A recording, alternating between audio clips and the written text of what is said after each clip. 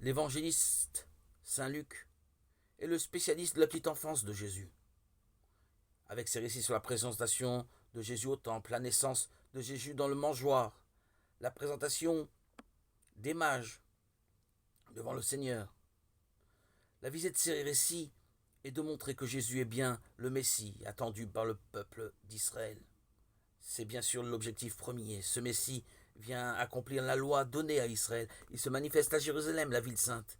Il est annoncé par les prophètes. L'évangile de Saint Luc de la présentation ne nous dit pas autre chose.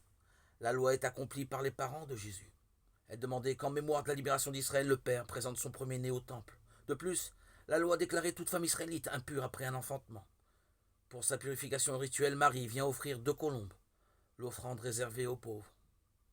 L'accomplissement de ce rituel témoigne que Jésus est véritablement fils d'Israël. Le Messie est annoncé par les prophètes, ici 2 prophètes âgés. Le vieillard Simon dans l'Évangile dit que l'Esprit Saint est sur lui, et la vieille veuve Anne.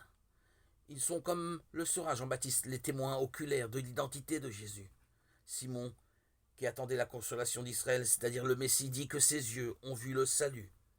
Et Anne prophétise sur l'enfant comme étant celui qui vient délivrer Israël.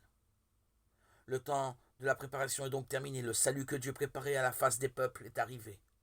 L'ancienne alliance, voire la vieille alliance entre Dieu et Israël, se transforme en salut pour toute l'humanité. Et c'est au temple à Jérusalem, là où déjà le prophète Malachie situait l'entrée glorieuse du Seigneur, que cette révélation est donnée.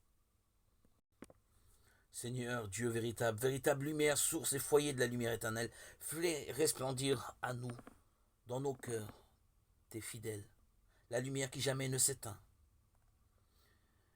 Qu'on en soit illuminé et que nous parvenions à la splendeur de ta gloire par Jésus, le Christ notre Seigneur.